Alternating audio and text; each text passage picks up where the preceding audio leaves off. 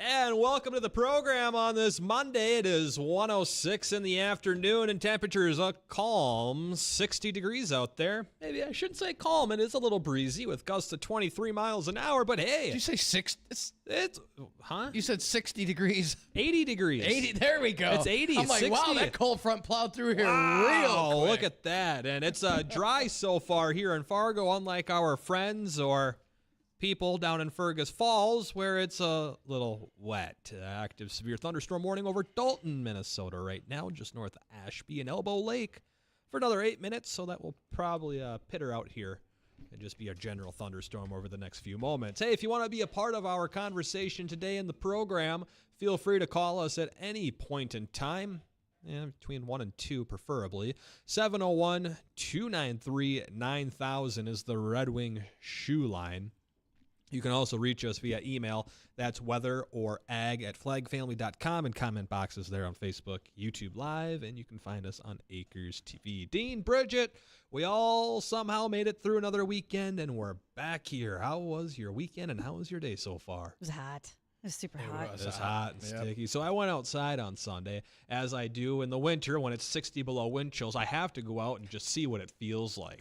You are a weather guy. This is what you do best. You didn't stay out in it? Well, I stayed out for a little bit, but I felt like I was getting hotter and hotter, and I was like, yeah, we're done with this. You would melt. You're a lot of redhead. So the funny thing is about melting is I went out there and my skin was so cold from being in the AC, and the dew point was at a point that we don't get to very often, that it actually started condensating on my arms and my legs. So when I was outside, the water from the air was condensating on my arms. All right. It wasn't sweat. I have a question for you weather guys. Hit me with it. Okay. So with all of the humidity this weekend. Red and orange. Right. I was asked why, because there was so much humidity, is that why we did not get a storm that popped off and all of that yesterday? Wasn't hot enough. No. Okay. So that was the first question. You can explain that. And then the second one was, we would have had, for folks that were further south of us who had heavy fog, they thought that they did not get storms because of the humidity and the fog. Anyone got a theory on that? Are you talking about? Partially.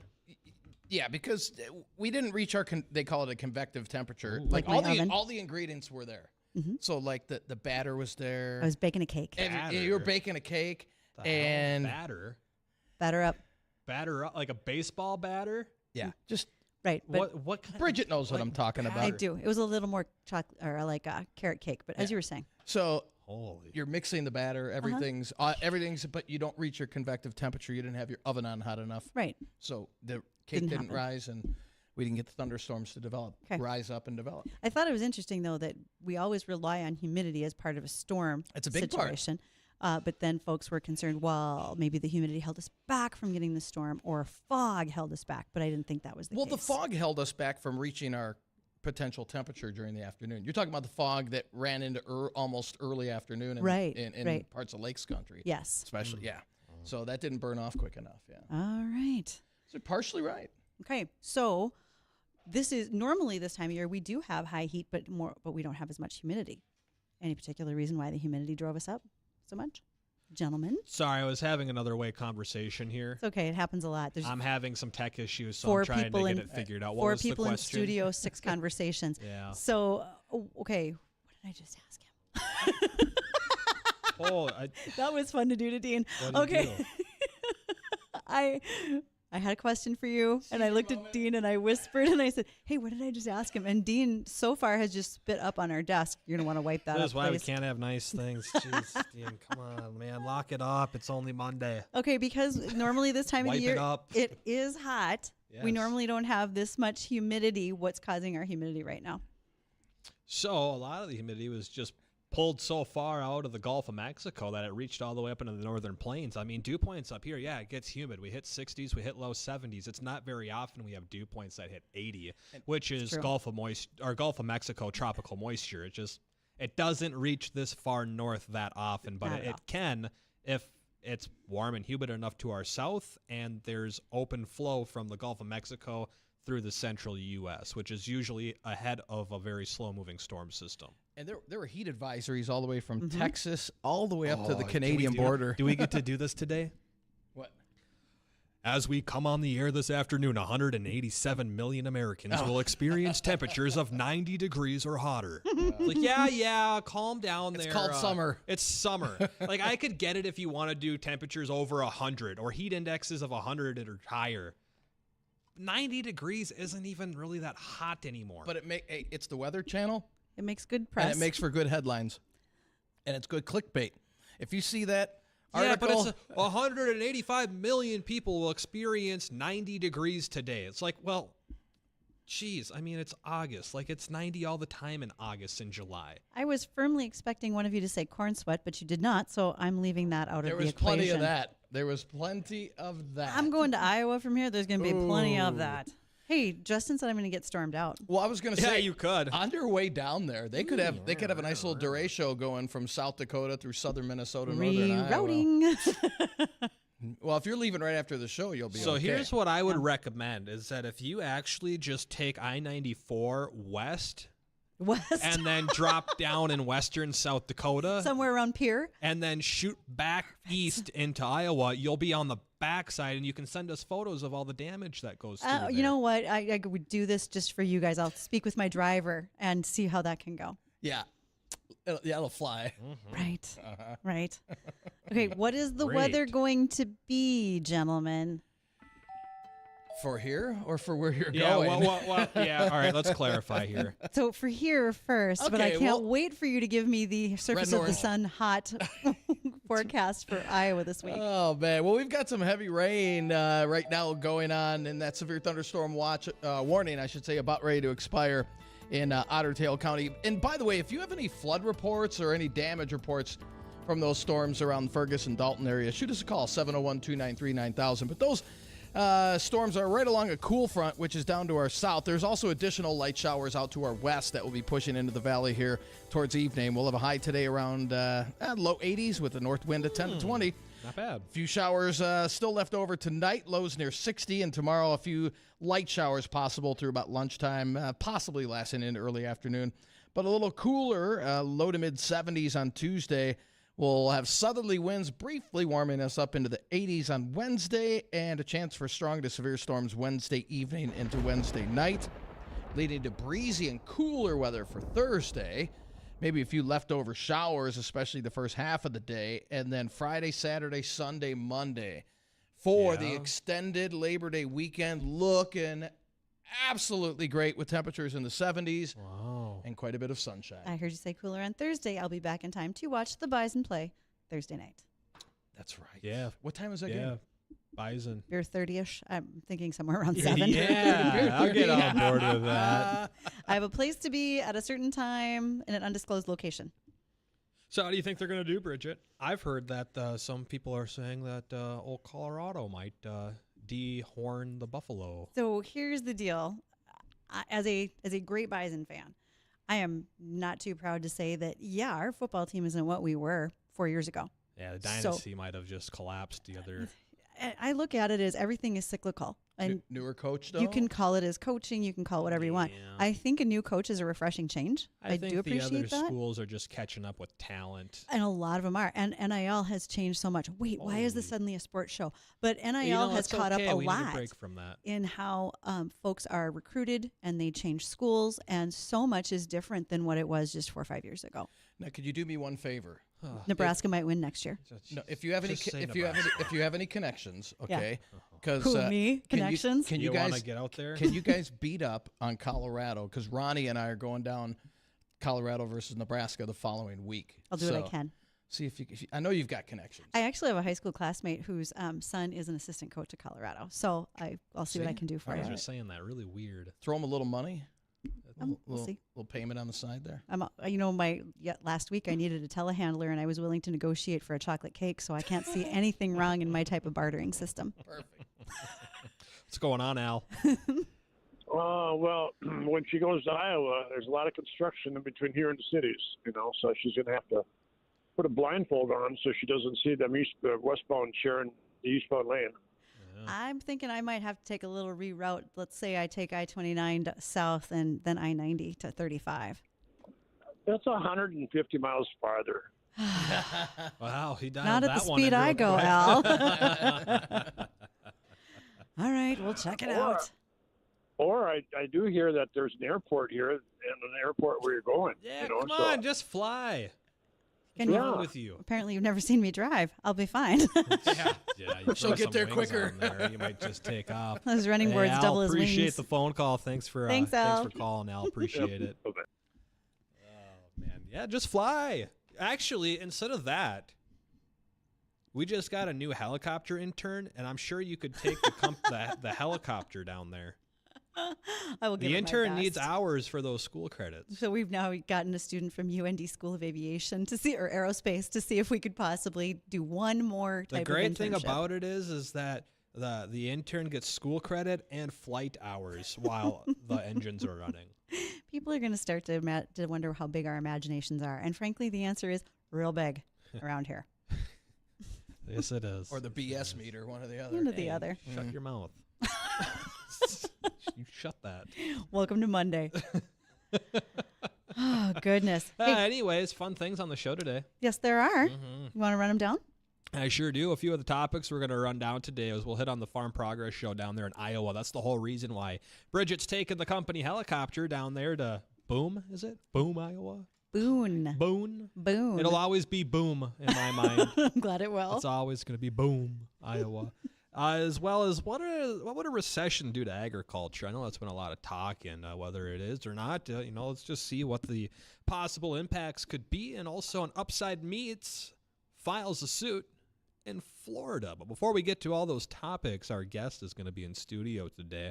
We're going to be talking about wheat and sunflower markets. Dr. Frayne Olson with NDSU Ag Econ is here. So if you have any questions for Dr. Frayne Olson about the wheat and sunflower markets, or really probably anything else, feel free to shoot us a call like Al did just a few moments ago. Call us on the Red Wing Shoe line. That's 701-293-9000. Email weather or ag@flagfamily.com. Stay tuned. We'll be right back.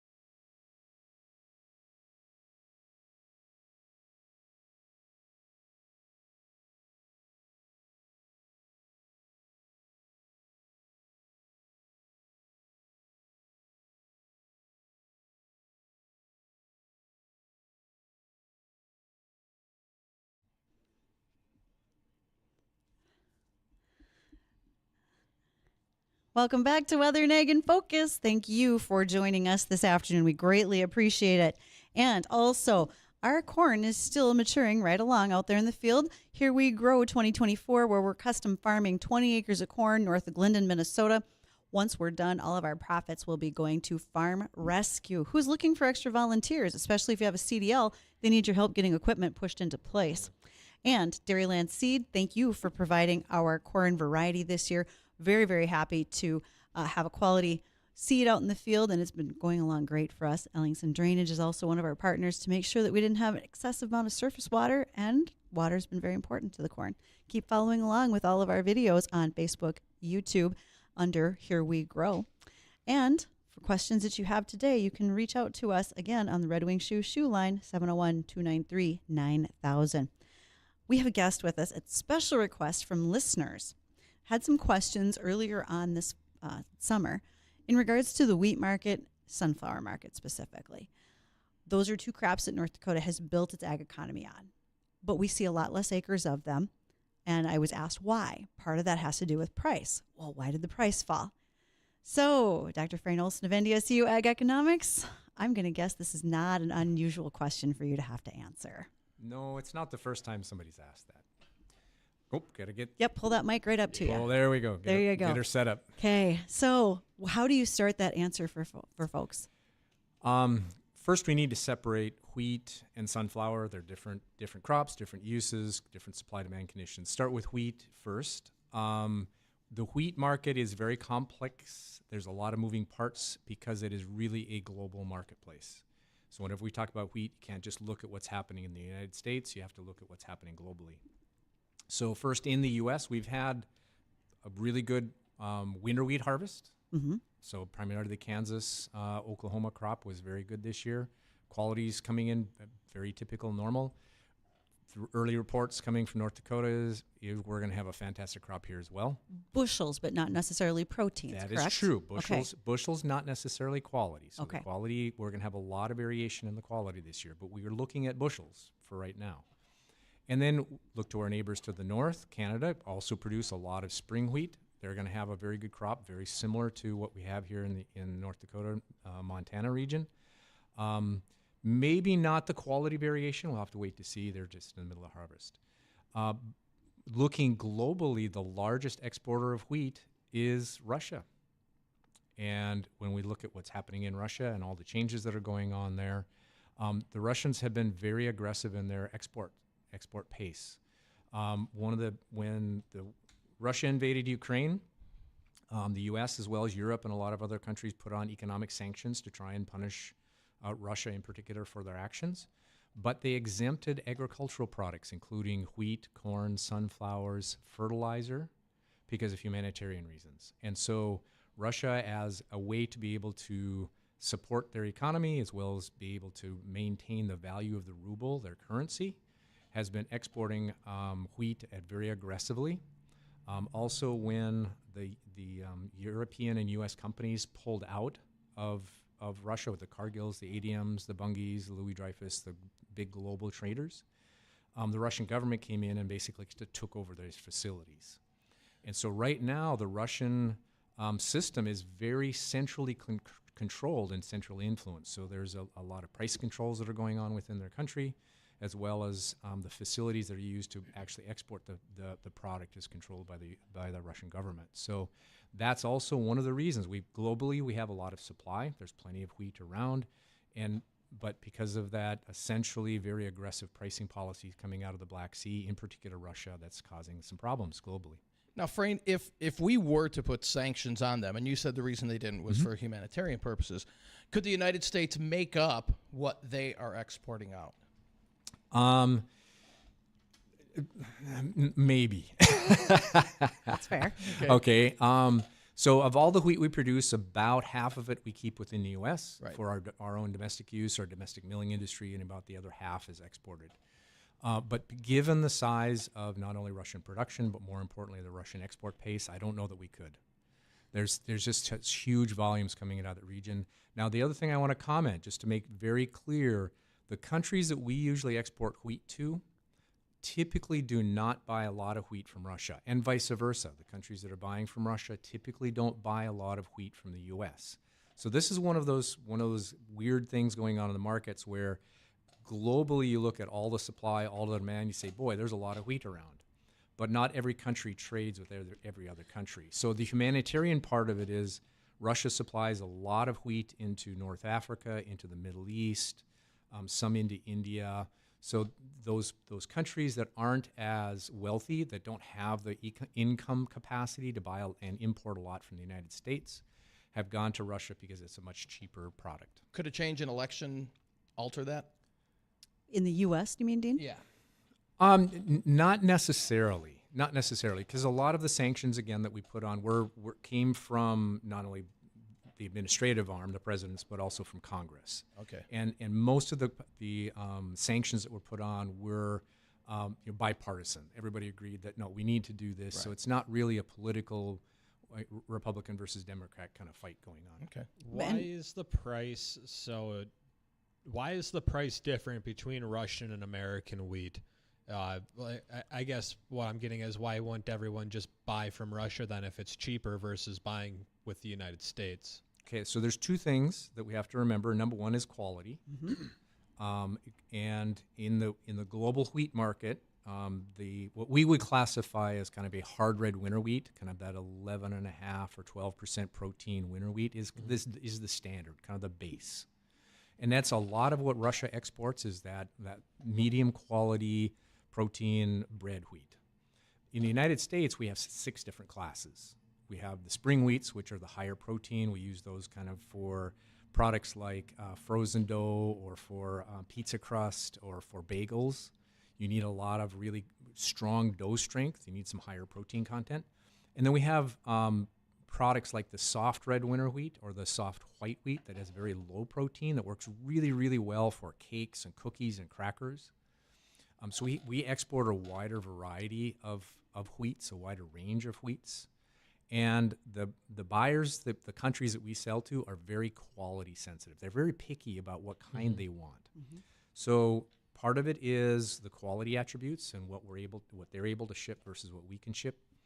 The other part is obviously shipping costs, just transportation and logistics. It's a lot easier for us to get spring wheat from, let's say, North Dakota into the PNW, the Pacific Northwest export facilities, onto Japan and Korea and the Philippines, which are really big spring wheat buyers, versus going from the Black Sea either through the Suez Canal and the Indian Ocean and all the way back around, or even worse, going around South Africa. Right. And so the distance for travel, the transportation costs, as well as the quality make a difference. Okay. With the market today, the wheat market being down as low as it is, does this match or show similarities to other points in time? Have we been here before where the market's been crap? Yes. In a nutshell. In a nutshell, yes. We have been here before. The last time period, kind of that last range of prices, was from about the late 2015 into about 2019. There was a range of time. There's about 4 years-ish where we had both corn prices, wheat prices, soybean prices very similar to what we see today. And then we had a big spike. Part of that was because of some production issues. There was obviously some global issues going on. We had COVID in the middle. There's a bunch of things that happened kind of at the same time that raised commodity prices very, very high. And we've been at those higher levels for several years. We're just now, because of a combination of production, kind of a slowing global economy, we've got plenty around. The buyers aren't worried about finding supplies, whether it be from the United States or from other countries, and prices have softened. And so, yes, we've been at these levels before. The question I'm getting from most farmers is, so how long will this last? And of course, my crystal ball isn't any better than anybody else's. I got a magic 8 ball. Okay. that thing's got a pretty good track record. I might have to borrow that. It does for weather. It's been very well. Frayne, what can we do to get the prices back up? How much bread can you eat? Yeah, right. or how many fields can you sabotage? Yeah. I mean, is there anything that either our government can do, or the farmers can do or even just the market in general? I don't know if that's a thing. So usually, I mean, again, coming back to Econ 101, I got to play the professor Right. and play the teacher. Nope, here. that's You all got- right. you What do got you mean two- play? That's what you do. Okay, all right. So you got two pieces: the supply side and you got the demand side.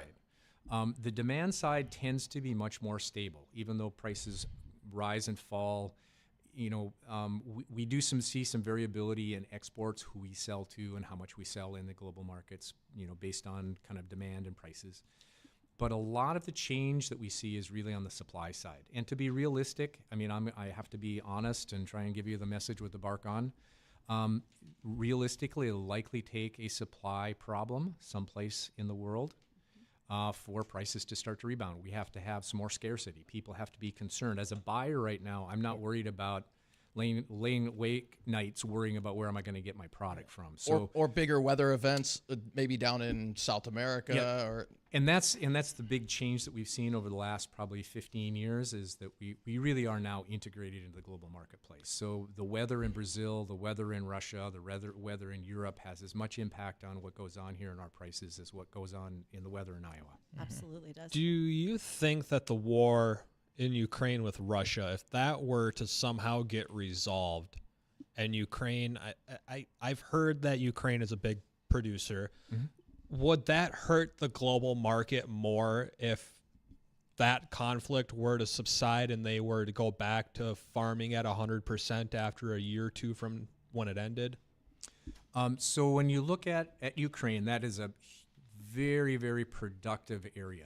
That part of the world has incredibly good soils. They've got very moderate weather. They raise a wide range of products and crops, not just wheat and corn and soybeans, but a lot of vegetable crops, a lot of fruits. Very, very diversified area. And over the last several years, Ukraine has been working very hard to build stronger economic connections into Europe. And so for them, the easiest and biggest marketplace that's in their backyard is moving into the European market. Okay. They have been producing a lot of, again, the bulk commodities, the grains like corn and soybeans. Well, not so much soybeans, but corn, wheat, sunflower. We haven't talked about sunflowers yet. I'll try and get to that. And again, they have been competing kind of head-to-head with the Russians for those easy markets to get to, the North African market, the Middle Eastern market, et cetera. I see. So it would make a difference. They have the capacity to really produce a lot of product. But I do think a lot of that would flow primarily into the European markets and not be as a direct competition to the U.S. I see. Any last questions here on wheat before we head over to news? We got to do news, and then we'll come back to sunflowers. How's that Yeah, going? that sounds great. And if you got any questions for Dr. Frayne Olson with NDSU Ag Econ, we're talking about wheat and sunflower markets and really kind of anywhere else it goes. Feel free to give us a call, 701-293-9000. Again, the Red Wing Shoe phone line here to the studio is 701-293-9000. Stay tuned. We'll be right back.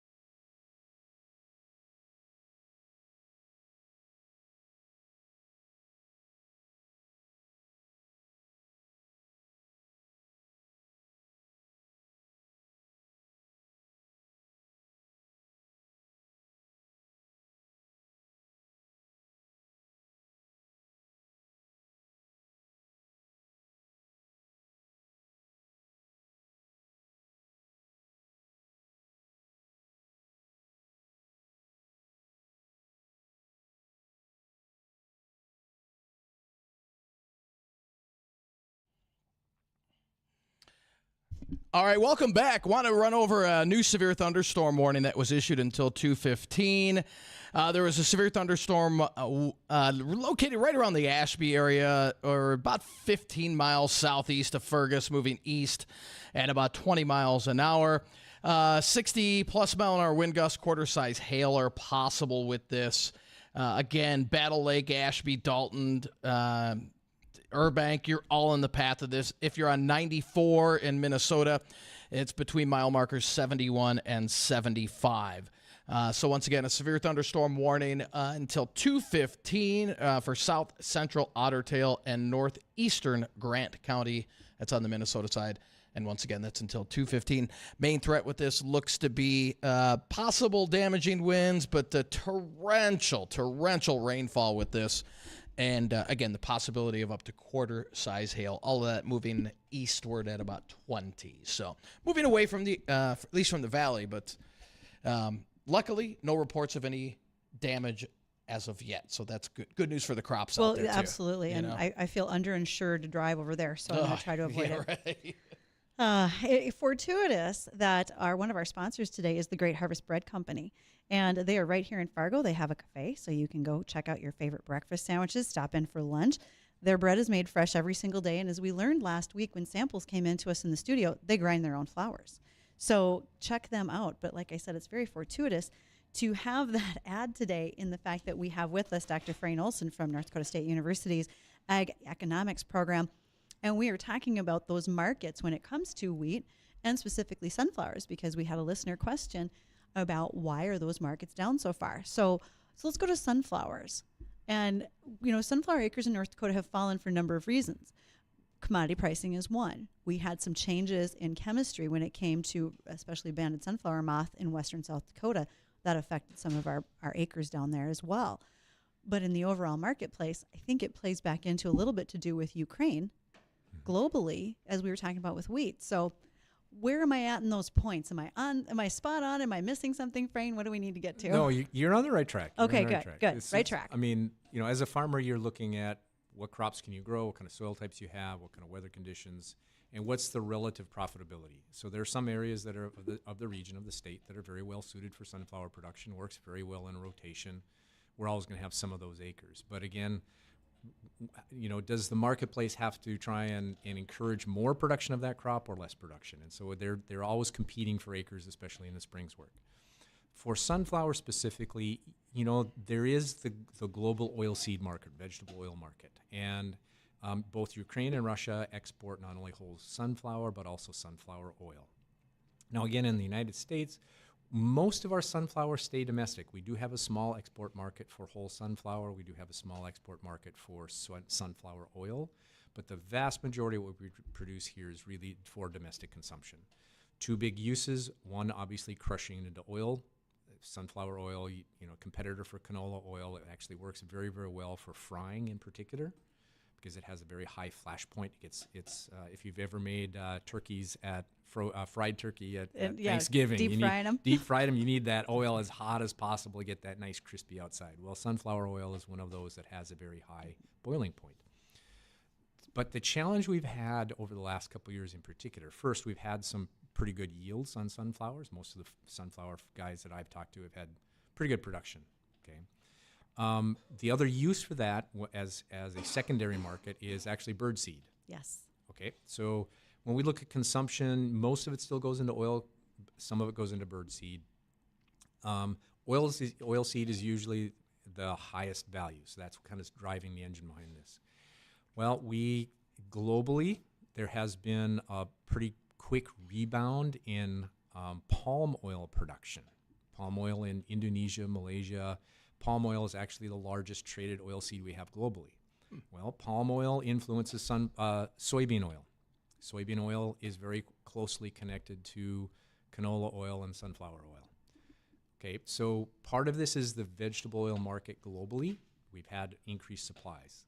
Part of it is we have increased production of sunflower specifically. Now, sunflower oil is a specialty oil, so there's only a few companies that really have a high desire to have sunflower oil as part of their process. Over the years, canola oils kind of pushed sunflower oil to the sides. We have more canola oil now than we do sunflower oil, although there's a core group of, again, buyers, customers that really do want sunflower oil. So we call that, again, going back to being my teacher, it's called inelastic demand. So there's a narrow range of amount of sunflower oil that's really needed. Okay? So if we end up on the short end of that, the buyers say we don't have a good substitute for it, so the prices go absolutely sky high. They go absolutely nuts because there's a lot of competition. There isn't a lot of good substitutes. Well, if we have more than we need, then the opposite happens. We only need so much, and if you have a bunch of extra, what happens? Prices fall. Down. And it falls very, very quickly because, again, there isn't a lot of other uses other than possibly going into the bird food market. Mm-hmm. So there's a linkage to the global oil seeds, but it is a specialty oil. So it does have its kind of own unique little niche over here that we have to be worried about. And right now we're just on the side of the ledger that has a lot more sunflowers than really most of the buyers want. And so we're trying to figure out where else can we use these up, how low do prices have to go to get somebody else to use more than what they have in the past. What are the top 3 producing sunflower states? States or countries? States, just to here in the United States. Okay. Depends upon the year, but usually North Dakota, South Dakota kind of compete back and forth for number 1, number 2. Mm-hmm. And then we still have quite a bit of sunflower in Kansas, surprisingly. Okay. It's sunflower. Kansas is a sunflower state. Right, you know? yeah. That's right. So those typically end up to be the top 3. Okay. Do you know if there's any research going on into sunflower seed oil to find other uses to get a higher demand for the sunflowers as a whole? There has been some work historically in the past to use sunflower oil as like a biofuel, either as a blend biofuel, like where you're blending it, or now there's some question, can we use sunflower oil for renewable fuels? Well, under the current kind of regulations, in order to get the benefit from that, you have to go through a process to get certified. You have to kind of count the carbon credits. How much carbon reduction is there by using this particular vegetable oil in this process versus, let's say, crude oil or regular diesel fuel? Mm-hmm. Well, the sunflower industry that's a really expensive process, by the way. It takes about 4 or 5 years to go through all of the steps that you need to get certified. The canola industry has done it. They're large enough and have enough interest in what's happening, especially in Canada. But the sunflower industry said, you know what? Because of the cost and the fact that we have our own area, kind of our own footprint, we think it would be more advantageous for our industry to be that really high quality food substitute instead of jumping into this fuel market. Let's let the soybeans and the canolas do the fuel, and then we'll backfill into those markets that are left void or left open, in particular from the canola market. So one of our listeners piped up and mentioned, take commodity traders out of the market, and that would help farmers quite a lot. And I don't know that that's the solution, though. So I think what they're referring to, there's 2 pieces. Okay. We have what's called the commercial traders, the buyers and sellers that use the futures market that are also buying and selling cash grain. Yes. Farmers, processors, the grain elevators, etc. And then we have another kind of 2 groups called the speculators. We have those that are normally kind of speculating. They're buying and selling every day, trying to make some money on price movements. And we've had those since futures markets began. And we really need those people for what we call liquidity. So every time that I, as a farmer, want to buy or sell a futures contract, somebody else has to be on the other side of that doing the opposite. Okay? So the more people that are trading, the easier it is to get into and out of those contract positions. Okay? Fair. Now, I think what your listener is referring to is kind of this newer class of speculators called the investment funds, F-U-N-D-S. Not fun, but funds. Okay? The funds are using the futures markets as part of their investment portfolio. And they manage huge volumes of money. They have huge pools of money. They're using these ag products as a part of their investment portfolio.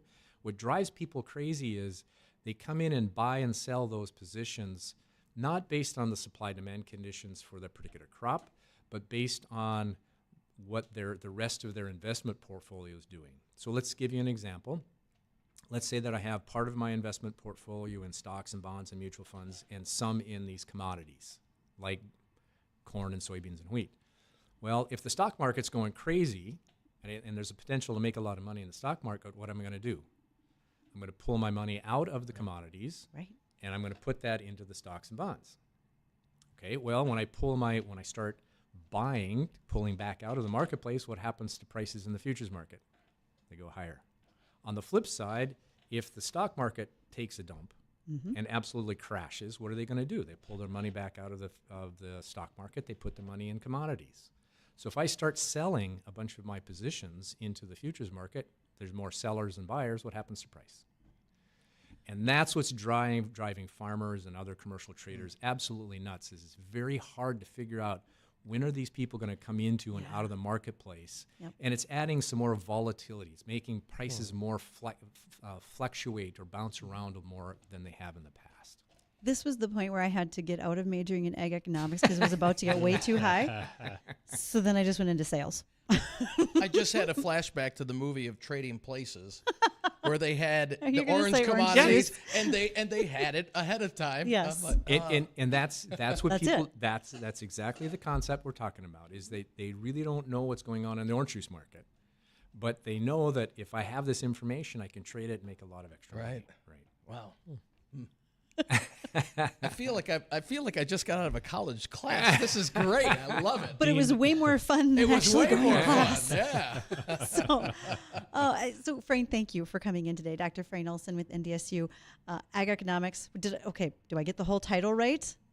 Tell me the whole title. So the whole title. The whole you title. Got another 20 minutes. Funny enough, we So do. I'm the crop economist and marketing specialist with NDSU Extension. I'm also part of the agribusiness and applied economics department. So I have a couple different hats that I wear. Nice. That's a long name tag. It is, yeah. That's a You should long see my name business tag. card, man. It's But like I told you guys, I don't even have to introduce Frayne because everybody in ag just goes, oh, yeah, okay, we'll be listening. We're ready. So thank you for coming in and spending some time today to help answer listener questions. From time to time, I may ask you more. oh, it's my pleasure. I always enjoy it. I mean, Yeah, appreciate it. in a you, political Frayne. year where folks are asking about potential recession and tariff implications, there's a lot more yet that we could get to. So we may be doing that. We'll have him on again. We will. Yes. Meanwhile, we have to catch up with just a few things, and then when we come back, we'll touch on headlines, see what's storming in Minnesota, and then also the last weather forecast for the rest of the week. Be right back.